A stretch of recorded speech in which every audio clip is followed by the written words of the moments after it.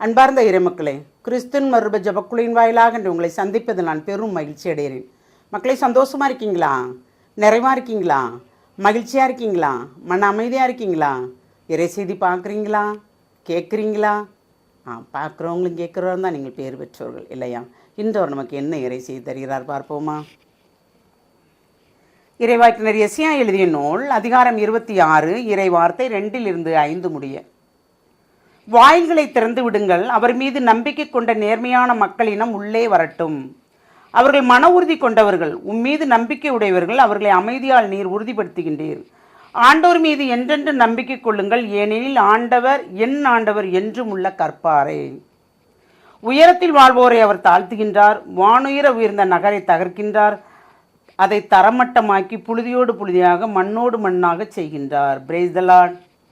வாயில்களை திறந்து விடுங்கள், அவர் மீது நம்பிக்கை கொண்ட நேர்மையான மக்களினம் உள்ளே வரட்டும். நாம் நேர்மையான மக்களினமா? இறைவனுக்கு உகந்த மக்களினமா? எல்லா வகையிலையும் அவருக்கு உகந்த ஆன்மாவாக நம்ம இருக்கிறோமா? அப்படி இருக்கும்போது கண்டிப்பாக வாயில்களை திறந்து நம்மளை உள்ளே அவர் விடுவாரா மாட்டாரா? கண்டிப்பாக விடுவார். ஏனென்றால் ஒவ்வொரு நொடி பொழுதும் அவர் நம்மளோடு கூட சேர்ந்து இருந்து நம்மளை வழி நடத்துகிறார்.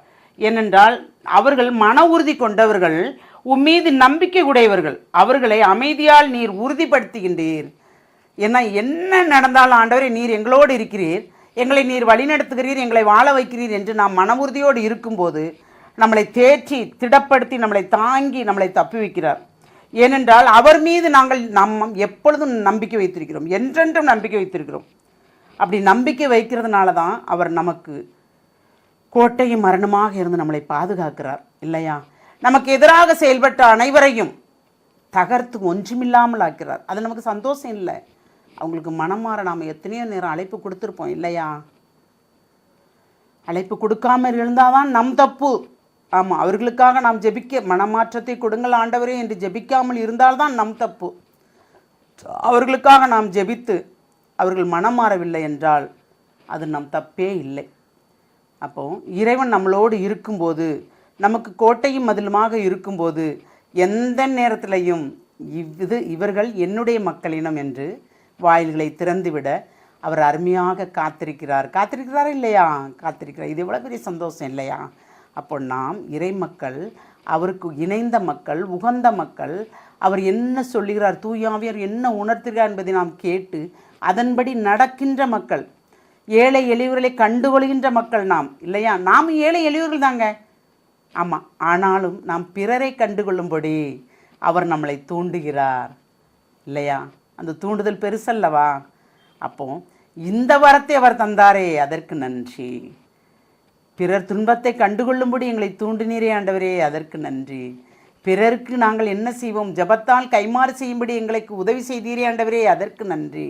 ஒன்றுமே இல்லை ஆண்டவரே அவர்களுக்கு கொடுப்பதற்கு ஜபத்தை தவிர என்று நாம் கேட்கும் பொழுது, ஜபத்தை விட சிறந்த செல்வம் எதுவுமே இல்லை என்று சொல்லுகின்ற அந்த இறைவனிடம் எப்பொழுது நாங்கள் உம்மோடு இணைந்திருக்க வேண்டும் என்று வரங்கேற்போமா?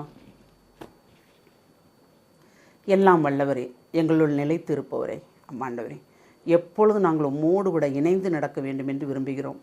அந்த விருப்பத்தை நீர் தந்த கிருபைக்கு நன்றி கூறும் ஆண்டவரே. என் நிலையிலும் நாங்கள் எங்கள் நிலையை விட்டு நாங்கள் மாறாதவாறு எப்பொழுது நாங்கள் உம்மோடு இருப்பது போல் இருந்து பிறருக்கும் நாங்கள் நன்மை செய்யும் அந்த நல்ல எண்ணத்தை நீர் எங்களுக்கு கொடுத்து எங்களை நீர் வழிநடத்த வேண்டும் ஆண்டவரே. அந்த கிருபையால் எங்களை நிரப்புற கிருபைக்கு நன்றி ஆண்டவரே. எது தேவை என்பதை நீர் அறிந்து உடனுக்குடன் செய்து கொடுக்கிறீரே, அதற்கு நன்றி ஆண்டவரே. ஒவ்வொரு நொடிப்பொழுதும் உம்முடைய இறை மக்களை நீர் தாங்கிக் கொள்கிறீரே, அதற்கு நன்றி ஆண்டவரே. எல்லாம் வல்லவரே, இந்த நாளை நிறைவாக நீங்கள் ஆசீர்வதித்த கிருபைக்கு நன்றி கூறி எங்களை முழுமையாக உம்முடைய இரக்கத்துக்குள் ஒப்புக் கொடுக்கிறோம். ஜெபம் கேட்கும் நல்ல பிதாவே. ஆமேன், ஆமேன், ஆமேன்.